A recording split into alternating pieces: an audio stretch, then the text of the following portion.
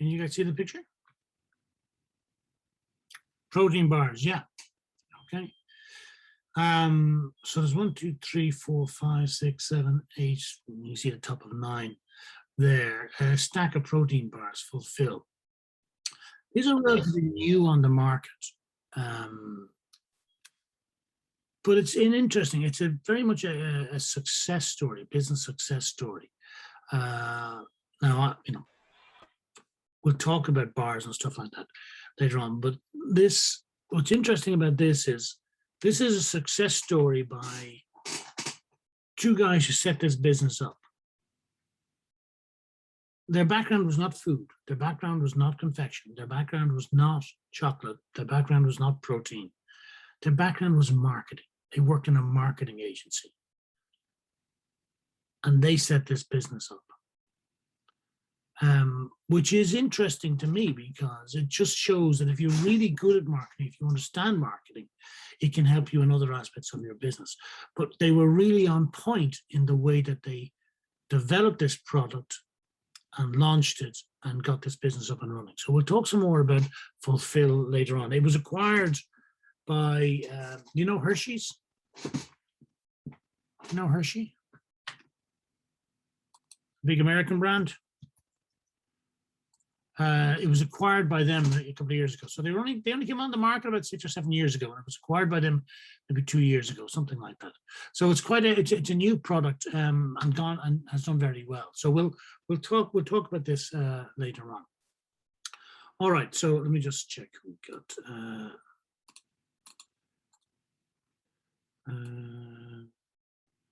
Atifa, Shabrillion, Fabrio, Joya, Lucio, Misha, and Natasha. Okay, good stuff, good stuff. All right. So have you any questions from the last day?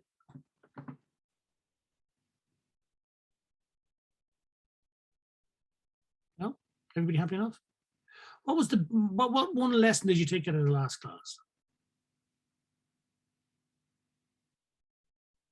Or was there one lesson?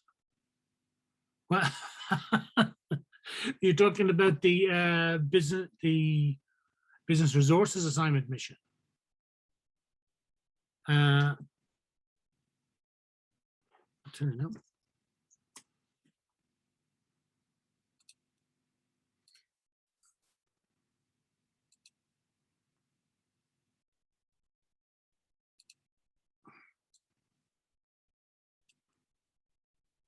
Normally it's the Friday of the week after the week in which you do, but let me just see. So Atifa, you like the marketing definition.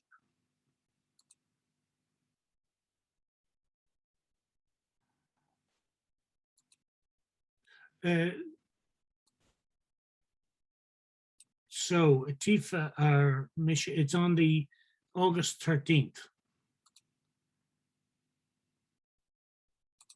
So if you look at Google Classroom, you know Google Classroom, where is your stream? This thing here.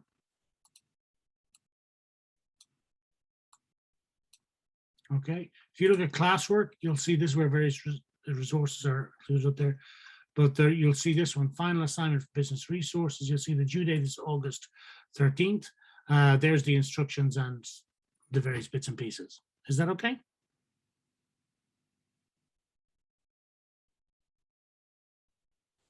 It's quick to get the assignment in, as in a short time frame. When's the 13th? Well, that's a week today. So that will be 2 weeks after you finish the module. Okay. All right. Let's go back to the class. Don't worry, Misha, you'll be well able for it. Okay. And who joined us there? Maddie. Welcome, Maddie. Okay. So in terms of the lessons from the last class, the definition of marketing, Atifa, that's what you found. Hi, Maddie. That's what you took away. Okay, good. Anybody else? Any other comments?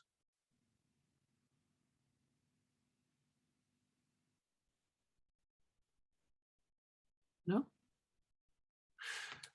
Let's just go Yeah, I'm not going to go back. Okay.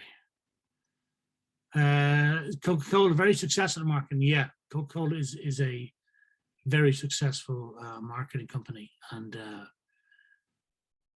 I mean, we can learn a lot from. Well, yeah, we can learn from Coca-Cola. You can learn from several companies, and we look at some more ads as we go through. We look at Fulfill in a little while, but I want to talk about some great marketing failures. So let me just tell you a little bit about the Edsel. So the first thing about it is that it wasn't one car, as they said, like something like 18 models, 18 models. So the American car market, which is where they were focused at the time, was dominated by, you know, Ford and General Motors and Chrysler, were the big three companies.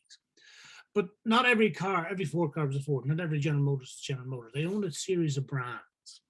So, you know, there was the Pontiac, the Oldsmobile, the Buick, the Cadillac. These are all different brands owned across those three companies, okay? And Ford owned, for example, the Lincoln, and so on. So there was a number of different brands. So the Edsel wasn't even just a car, it was a new brand that Ford introduced. In many ways now, Ford competes under the Ford brand. All Fords are Fords, generally. We think in Europe, and you know, they still compete under different brand names in America. The comparison would be, I suppose, in Europe, General Motors owns Opel and bought Vauxhall, so which was a UK car company. And so the Vauxhall Corsa is an identical car to the Opel Corsa, but it's called the Vauxhall Corsa in the UK, and it's the Opel Corsa in Germany and France and Ireland and everywhere else. The Renault and Nissan, so you know Renault and Nissan are joint companies, and you know there's a lot of commonality between the products that those companies produce. So I actually don't know that much about them, but the brands. But I'd imagine that the Renault, what was the Clio or the Megane sort of bracket model, is similar to a Nissan model in the same sort of size. I just don't know the individual brand names, model names in those ranges. But Volkswagen owns Seat, Audi, Volkswagen obviously, Skoda, and Seat is a Spanish brand. Skoda is a Czechoslovakian brand, but so does Europe. Audi, of course, is German. Volkswagen is German. But the Audi A4, the Volkswagen Golf, the Seat Leon, and I think it's the Skoda Fabio, I think, they're all the same car, just with different badges on them, basically. So the idea of having, you know, brands within a car company is not unique, certainly. But what Ford was doing was, in the mid 1950s, first of all, Ford became a publicly traded company that floated on the stock exchange, so it wasn't just privately held anymore. But they were looking at their business, and they recognized that they weren't as competitive in all of their ranges against, you know, other brands owned by General Motors or Cadillac. Excuse me. So they wanted to introduce a new range. Yeah, you're right, Atifa, quite an ugly car.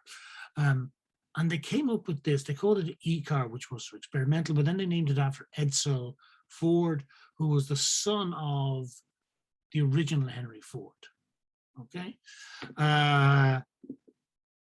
And what they were doing was they were introducing a whole new division, a whole new brand of cars. As you saw in the ad, 18 different versions.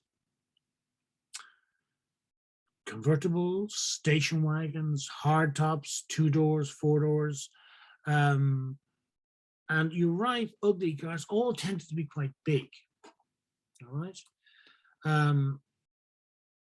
And so they introduced these cars. In the run to launch, they did all this advertising and they put these Edsel cars out in the market. Let me just see, can I get the numbers on the actual sales versions?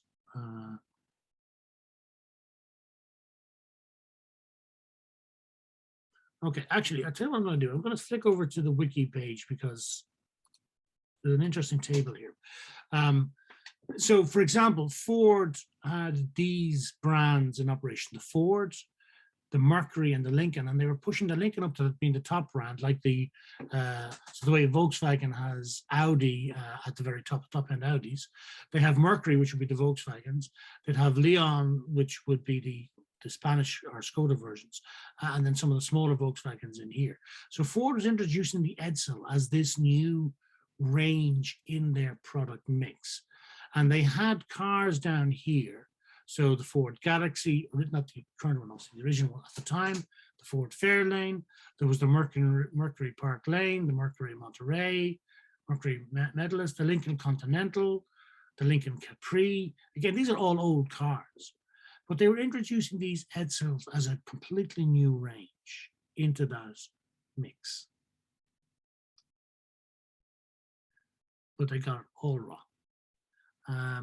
And I'm just looking to see that they have the actual numbers here. No, they don't. Okay. There's a couple of other Edsels. There's another one. There's a color version of one of these Edsel cars.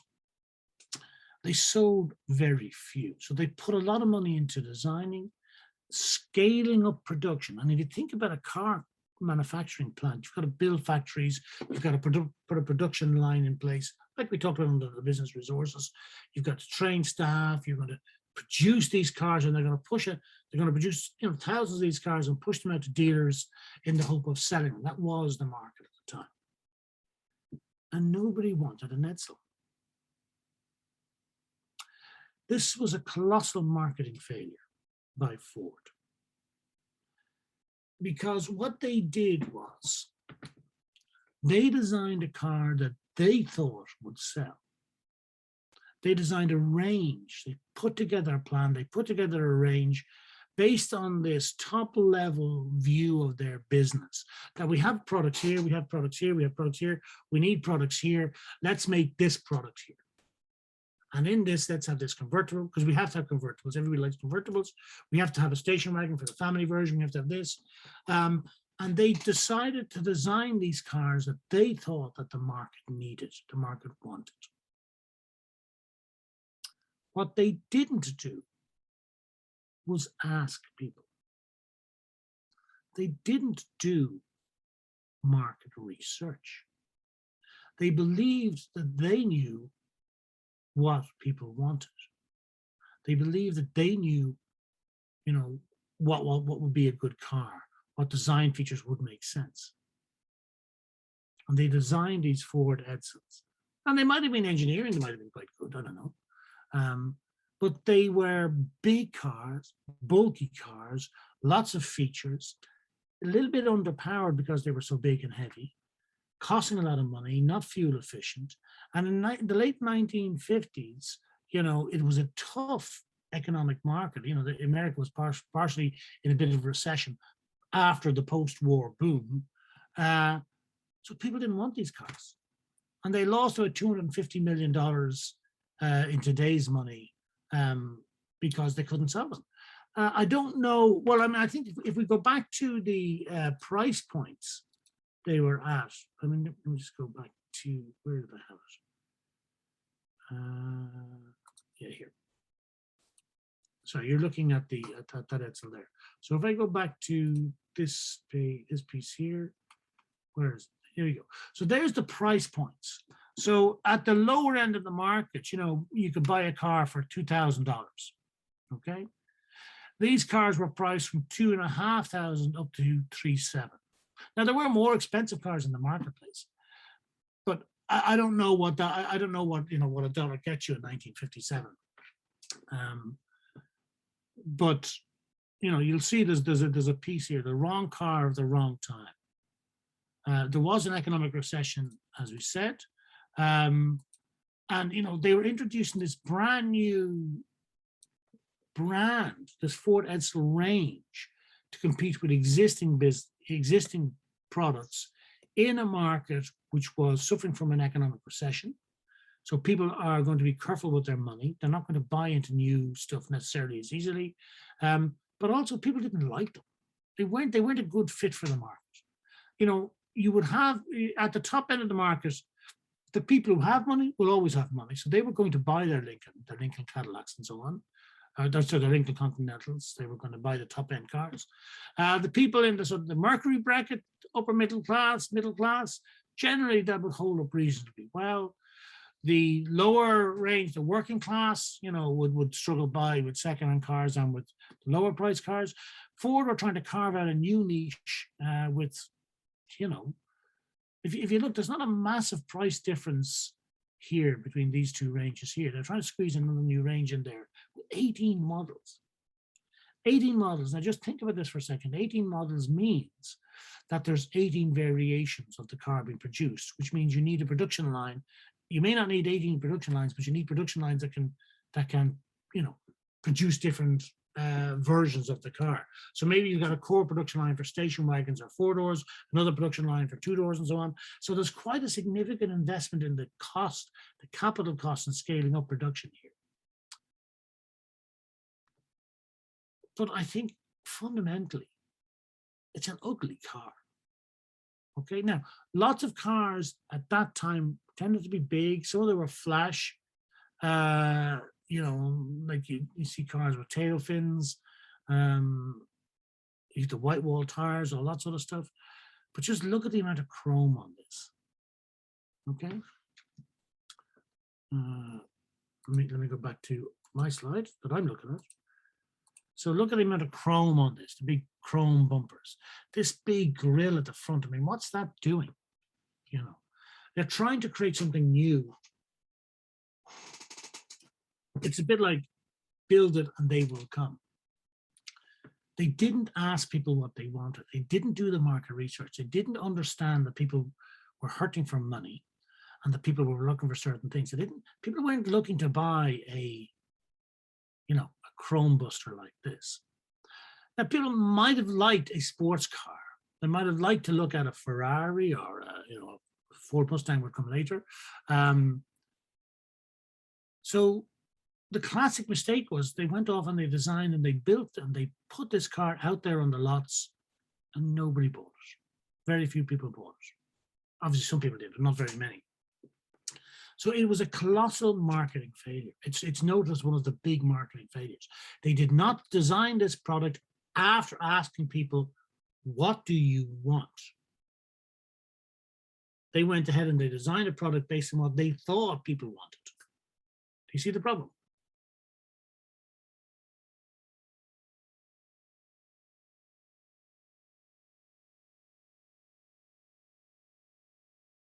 They went and designed a product based on what the car company executives thought that the marketplace would want. That's the issue. They didn't ask anybody. They didn't do the research. I don't think they made it. It wasn't that long. When was it put down? I'll send you the link to the wiki page. Now it's a wiki page, so it's not necessarily guaranteed 100% accurate.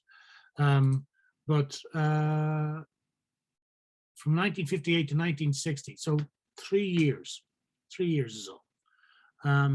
Now they would have cannibalized parts of it into other ranges afterwards, but it had a relatively short lifespan in the car world. I mean, 3 years. So that didn't work at all. Okay. Other businesses have done something similar. They have, made colossal mistakes. Coca-Cola made a huge mistake in the 1980s. One of the things Coca-Cola did in the 1980s was they decided to change the Coca-Cola formula. So at the time, Pepsi was a small competitor to Coca-Cola, particularly in the US. But Pepsi was gaining ground with a campaign that they were running at the time, which was the Pepsi Challenge. And so they were running this campaign at supermarkets, outside stores. I remember doing it myself here, actually, where they would have promotion teams in place and they'd have a little stand and they'd have 2 colas. And they were at, where they would, in fact, let me just see, we got the Pepsi Challenge.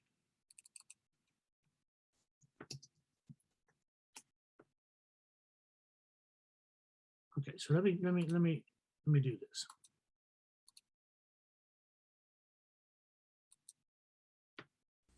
This is the taste. This is the test. Pepsi versus Coke, the Pepsi Challenge. Pepsi. And all across America, more people pick Pepsi. Time after time after time. Pepsi Cola. Oh, what a time. It's gonna be Pepsi now. The winning taste is Pepsi. It's gonna be Pepsi now. Taste what Pepsi's giving. It's gonna be Pepsi now. So they launched this this Pepsi challenge, and This is the night. That's not what we wanted. It was this idea that, as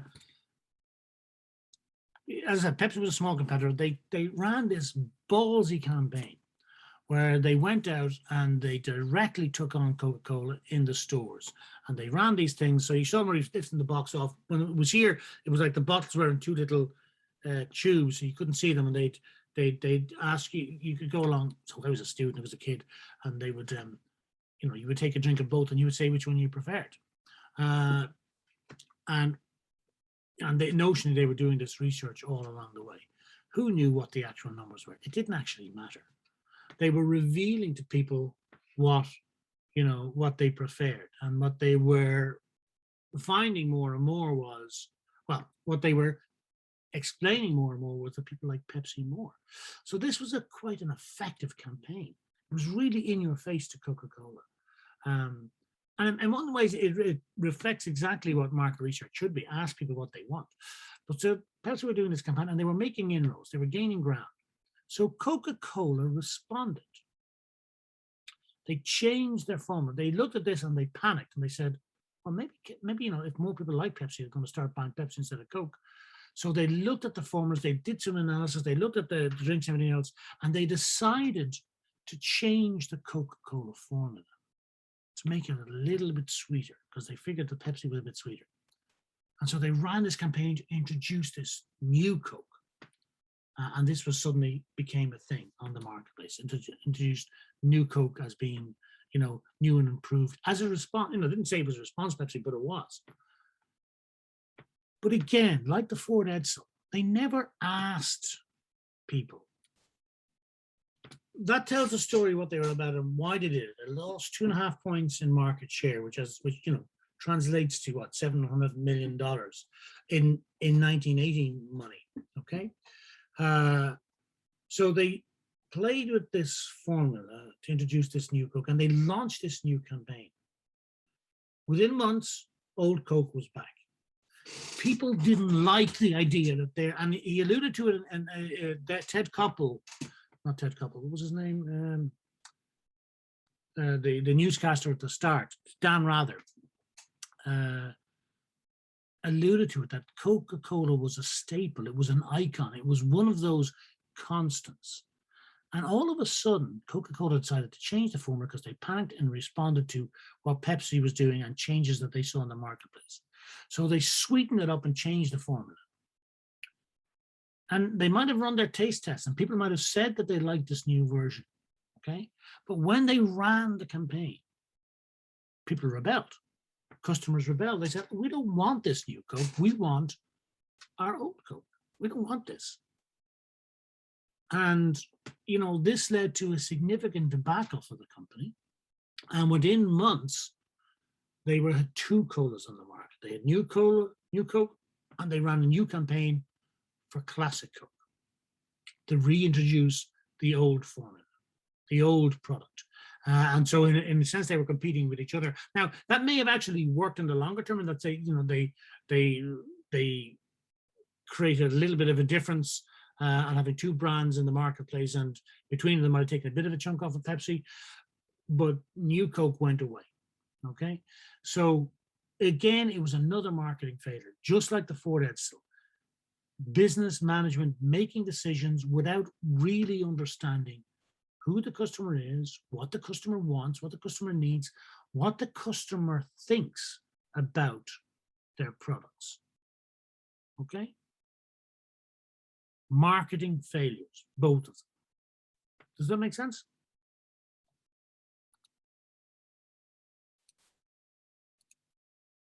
Yeah.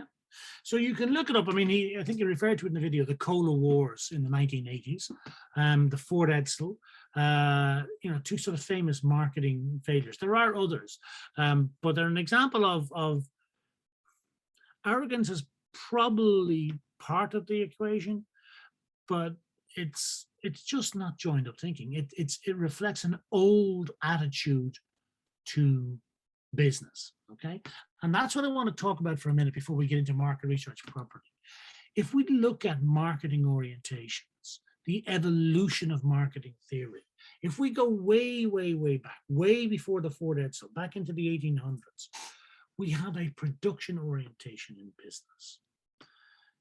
In the Industrial Revolution, businesses, the Industrial Revolution, going way back, the steel, foundries and all this sort of stuff, as factories started to become part of the landscape and you started to have mass production, money was made by being the most productive, the most efficient. So the entire orientation of business was around production. It wasn't about what the customer wanted. It was about how do we produce more at lower cost, a production orientation. Now, coming out of that, and that lasts quite a while, coming out of that, and in fact, some of that, Henry Ford himself benefited from by his focus on producing a movable production line, which we talked about on the business resources. Coming out of that, there's a gradual shift as everybody starts to become more productive and, costs tumble and everybody is, becoming quite competitive in their production capabilities. There's more of a shift to a product orientation. How do we develop the right product? And is our product better than somebody else's? So that became the next sort of way, the product orientation. But then we come into the area of the Edsel, okay? At this stage, business focus has become sales oriented. It's all about sales. How do we drive sales? How do we make more sales? Because our source of profit, our source of competitive advantages, and how many can we sell? So our focus is on making sales all the time, okay? At this stage, production, product orientation, sales orientation, we're not asking the question of the customer. We haven't started asking the question of the customer, what do you actually want? How do you want it? Okay? And that's the marketing orientation that emerges through the 60s and 70s as businesses start to switch on to this idea that, okay, it is much more about being clear about what the customer wants, about developing solutions for the customer, being customer-led as a marketing orientation. And we see that developing again now into a societal marketing approach, where it's not just about asking the customer what they want. It's not just about developing an understanding about your needs or my needs or our wants or our desires. It's about what are we interested in? What do we associate with? What do we not want to be associated with? So what we see is more societal marketing, where we see this development of, climate friendly, green credentials, Black Lives Matter. We support Black Lives Matter. From a business point of view, we see businesses getting involved in social campaigns and social issues and wanting to be seen to be on the right side. And in some cases, genuinely, acting ethically and voting with their feet and making decisions because they have principles. Very recently, one business decided not to sell a certain product in a certain country. In the last 4 weeks. I don't know if you guys heard about it. Ice cream. Did you hear about it?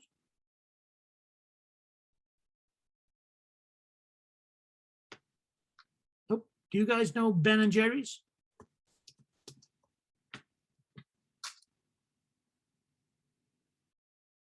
Nope. Oh, you don't know Ben and Jerry's ice cream? Oh, that's a pity. That's a pity. Ben and Jerry's is really nice. So you know Ben and Jerry's February. Okay, good. So you got caramel choo choo. It's my favorite. That caramel choo choo and cookie dough.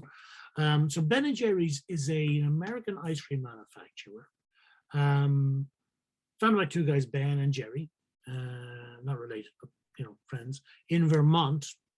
And it's got quite a good ethical brand in that it's environmentally friendly, it's inclusive, it's all of these things. So, and it rooted in the founders themselves, obviously, that they have these sort of attitudes, and they're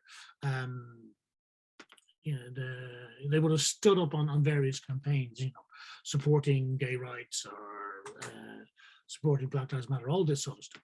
Okay.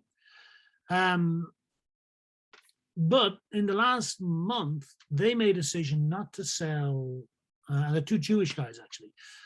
So they would have had a pro-Israel event, but they made a decision not to sell Ben & Jerry's anymore in Israel.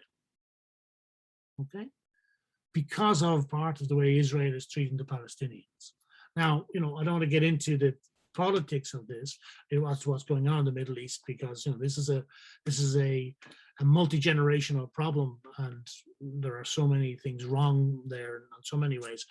But Israel, in protest, Ben & Jerry's, partially in protest to what the Israeli government is doing with Palestinians, partly as response to their customers not being happy with Israel, decided not that they were going to end their deal with their distributor in Israel, okay, and not sell Ben & Jerry's in Israel, okay, anymore. Okay, now, whether this was a gimmick, whether this is a heartfelt belief or not, it is evidence of societal marketing, where they're making this point about these issues, because they don't want their brand associated with X or Y or Z. They want their brand associated with positive things. So that's the evolution, if you like, of the marketing orientation. Now, we can probably go too far. We can probably take these things too far, but I certainly think we live in the world of 4 and 5 on the screen, okay?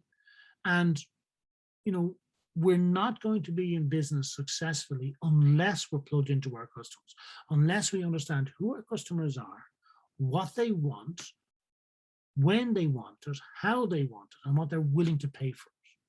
So it's really important that we build a relationship with customers, and that's what marketing is about. It's about building that relationship, building that engagement. And of course, it's changing all the time, because now we're into social media, we're into the internet age, the connected age. So we know much more about our customers. And if we don't, we really should. So, but it gives us that ability to understand, to learn, to engage. And as a result, then to look and say, well, what business are we actually, what are we doing producing this product? The customer doesn't want this product. They want this product. They don't have this need anymore, it's been solved. They have this pain, we can address that pain. And it's that idea is at the essence of marketing. It's that we should be customer-led. Does that make sense?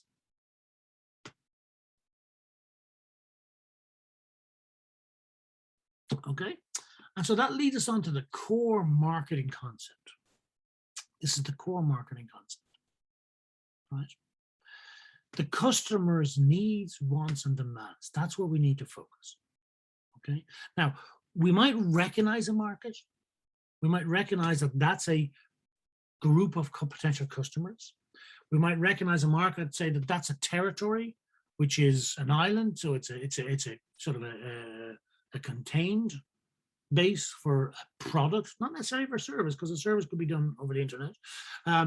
So we're recognizing that there are markets, that there are groups of people who have a common need, a common want, common demand. There is a global food market. There's a global water market. There's a market for air. Let's be honest, then the next thing might be, we now buy bottled water. Maybe we'll be buying canned air in the future. People have needs, wants, and demands.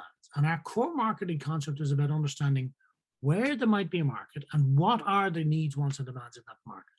And based on that we define and we design and we develop products and services which meet those needs and wants and demands. Okay, so right now I'm delivering a service to you guys. I'm delivering a class to you, which is based on a module descriptor, which is tied in with the qualification, because we recognize that there are learners in lots of places, including where you are, who are interested in gaining an accredited qualification in a certain discipline. Okay, we also recognize that you have needs and wants in that regard in terms of how you access that learning. Okay, how you access those qualifications. And there's an opportunity, as we've seen over the last few years, to start doing some of this remotely. Now, I don't believe in complete remote education. I think a blended education is best, where there's a combination of in-person, self-study, remote, whatever. But what we're recognizing is that there are markets, there are potential customers with needs, with wants and demands and desires, and there are products and services that we can develop to meet those needs, wants, and demands. But it's not just about developing a product or service.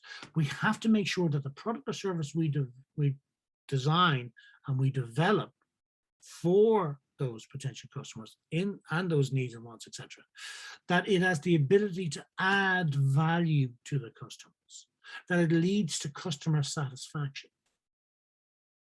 right? That it has quality for the customer.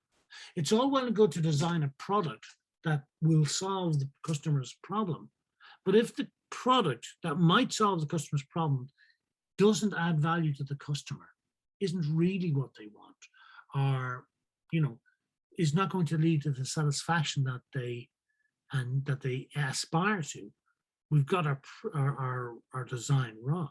So it's not just, okay, you have a need for this, here's a product. It's about understanding more than that. It's about understanding the relationship, the knock-on effects. So things like pricing, promotion, distribution. How do we get it to you? What sort of follow-up do you want? What sort of, warm, cozy feeling do you want or not want? Maybe some people want the product and that's it. They don't want the follow-up email or the follow-up content and so on. Maybe others do. So it's understanding what values the customer ascribes to or wants to help them solve their problem, what sort of satisfaction they're looking for. Okay? And ultimately, it leads to then exchange and transactions and relationships. So if we do our job right in terms of understanding the customer's needs, understanding what their wants are, and in designing the solution that will give value to the customer, and that will generate customer satisfaction,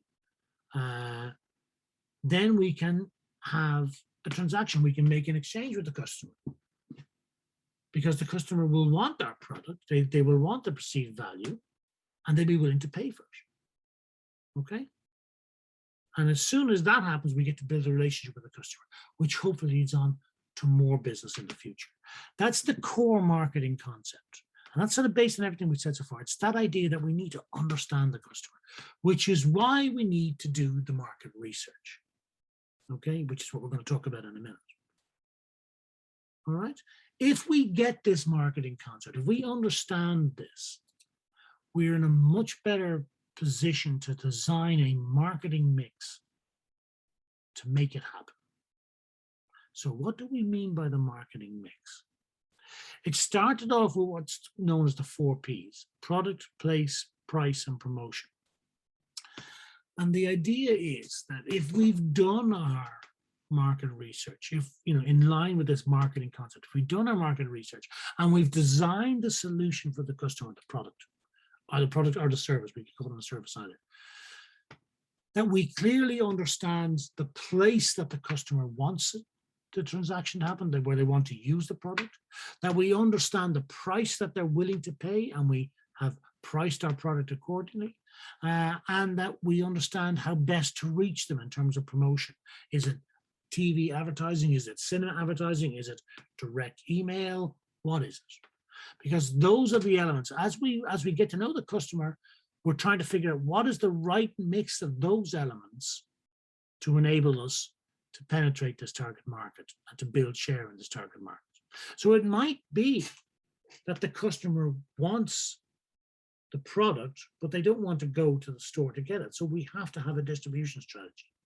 Or it might be that the customer doesn't want to buy the product from a distance, they want to try it out. This is one of the fundamental things that online clothing retailers have been dealing with. You know, we used to go try clothes on. Well, you can't try clothes on if you've already bought them, okay? You're going to buy the clothes, then you're going to try them on. Now, online retailers have dealt with this to a certain extent by saying, you know, you can have the automatic post-back piece or whatever. And so many of you guys who've bought clothes online and sent something back. Has anybody done that?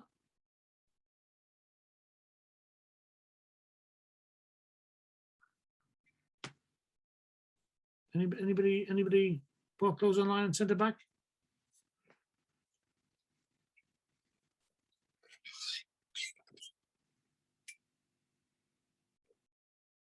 No? Anybody bought clothes online? Yeah, okay, you have it, Tifa.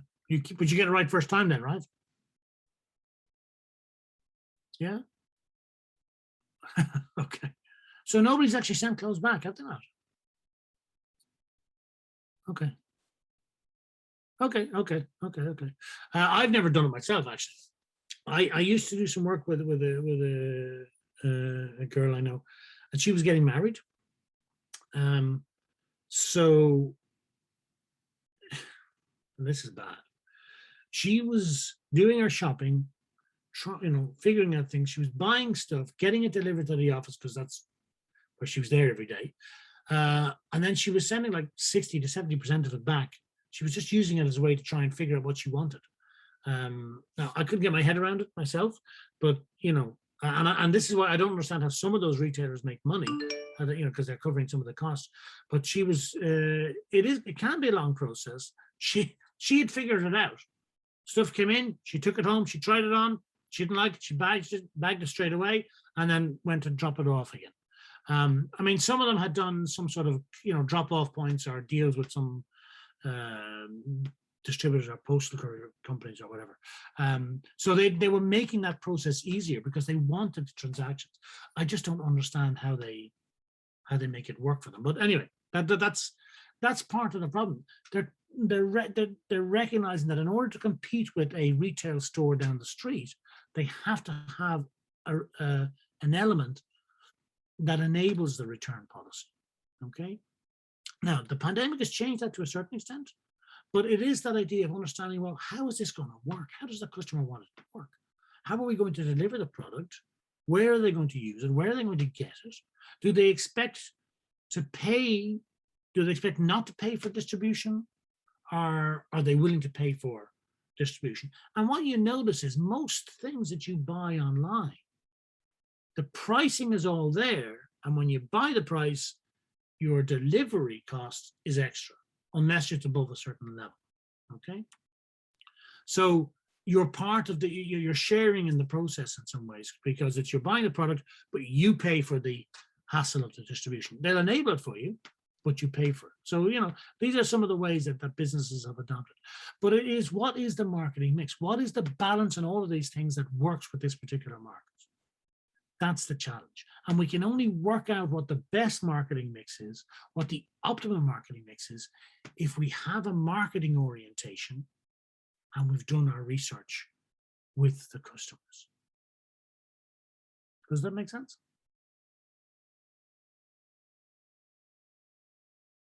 Yeah. Okay. So in summary, at this point, marketing is the management process responsible for identifying, anticipating, and satisfying customer requirements profitably. Okay, so I'm putting that forward from the slide from the last day. I think that's one of the better examples, I think. The management process responsible for identifying, anticipating, and satisfying customer requirements profitably. Okay, identifying, anticipating, and satisfying. So how are we going to satisfy them? Well, the first thing is to understand what they are, okay, and then to try and do it profitably. We'll talk about pricing actually next week, because that's an interesting piece in itself. I think marketing is challenging, though. There's no one best way for this, because we're all human. There's no one best way. There's no one best answer here. Our customers are human, and businesses are run by humans. And because we're human, we make mistakes, don't we? We get things wrong. Do you think that's fair?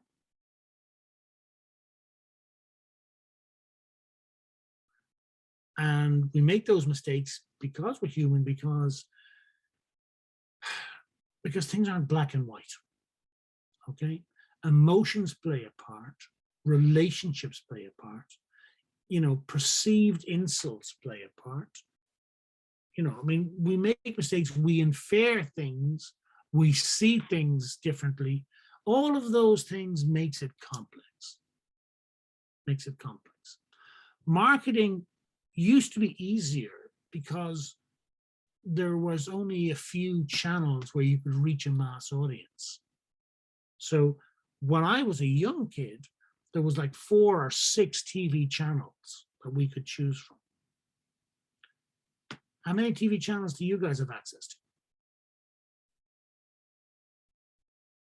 Are TV channels relevant anymore? Because actually, you've access to millions of YouTube videos. You've access to, if you've got a Netflix subscription, or you've got a Amazon Prime or whatever, one of these services, subscriptions, you've access to thousands of titles that you can watch, all of which are without advertising. Okay?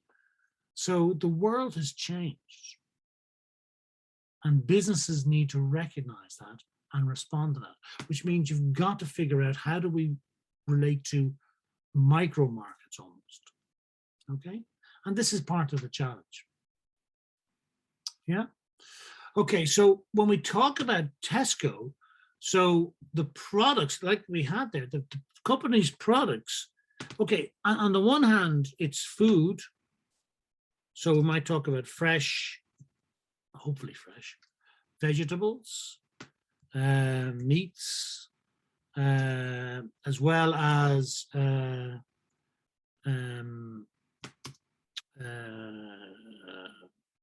produce and packaged goods, packaged foods, basically. We'll stick with the foods. I mean, we know they do the cleaning stuff as well. But beyond that, they also sell access, don't they?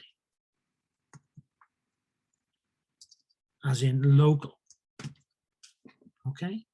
So it's not just that we have these products, we are in your marketplace. Okay? And because we want you to come in, which is part of the problem actually that they're facing, is people coming to the stores. You have to go to the store, or you used to have to go to the store. Local, but also, which you get less there in that campaign, which they have done in the past, is pricing. Value for money, really. Okay. Does that make sense? That's what they want you to think. So their company's products, yes, it's access to this food, it's access to potatoes, it's access to these fruits and vegetables and so on, and these cleaning supplies at the right price, because we want it near you, in a store near you, basically. Do you see what they're selling? Nike doesn't worry about the stores. Nike promotes the products directly to the consumers and lets you find Nike products in stores, because they don't have to promote the stores, because Nike is such a big brand. A sports store has to have Nike products, doesn't it?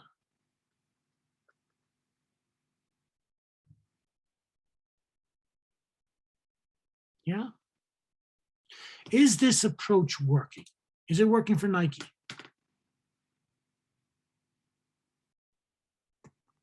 I think it is. Is it working for Tesco? Lucio, you think maybe for Nike or maybe for Tesco?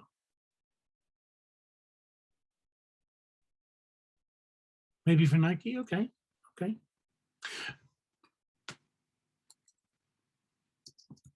Why do you say maybe?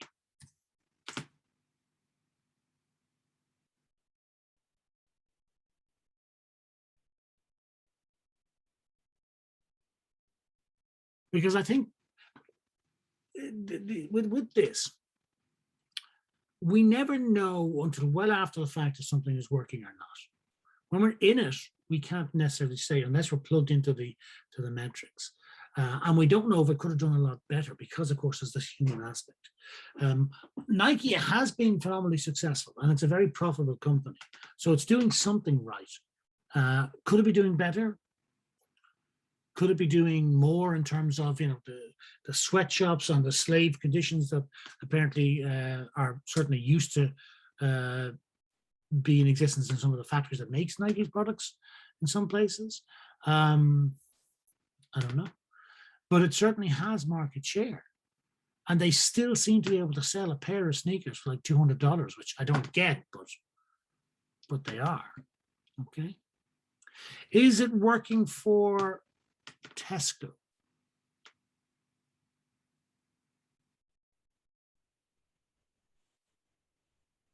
In some ways, you see, these companies are so big that it's hard to see how it doesn't work. I mean, I think it does for Tesco, but in the Irish market,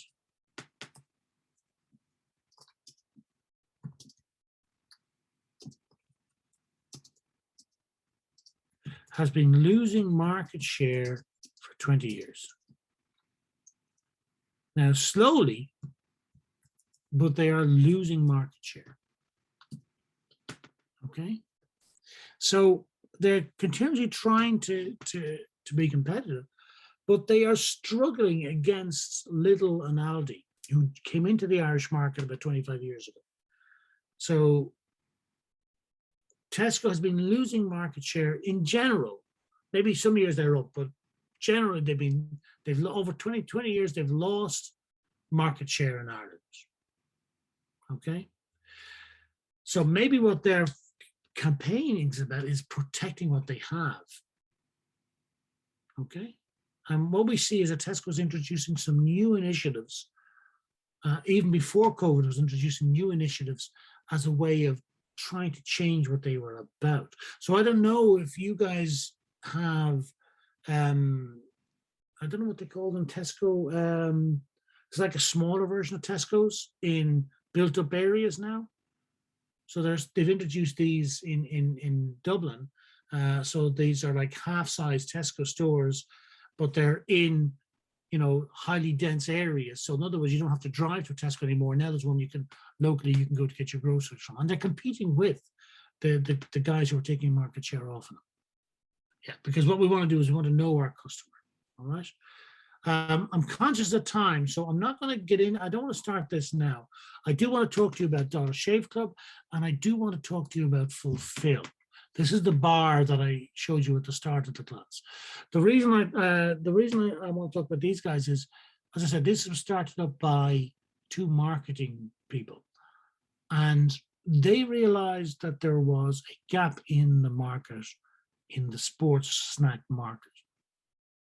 But they developed a product for that gap. The essence about this, as to why this is a really good case study, is that they brought their marketing heads to bear. Once they figured out a product, and we'll talk about the core concept the next day, they also then really thought about who the customer is, where they would get the product, why they might buy the product, how they would position the product, and how the marketing mix would help them with this. What's really interesting about this product here is that it costs €2.50 a bar. If we buy this in a store, I'm buying it for €2.50. Okay. The comparison price for a Mars bar or some other candy is this is about 25 to 50% dearer, depending. Okay. And yet these things have really taken off. So why is that? Why are people paying more for this than some other products? How does that work for a new product? How have they been able to do that? So we're going to look at that in a bit more detail. It's rooted in their understanding of their market, of their customers, which is the market research process, which we're going to get into the next day.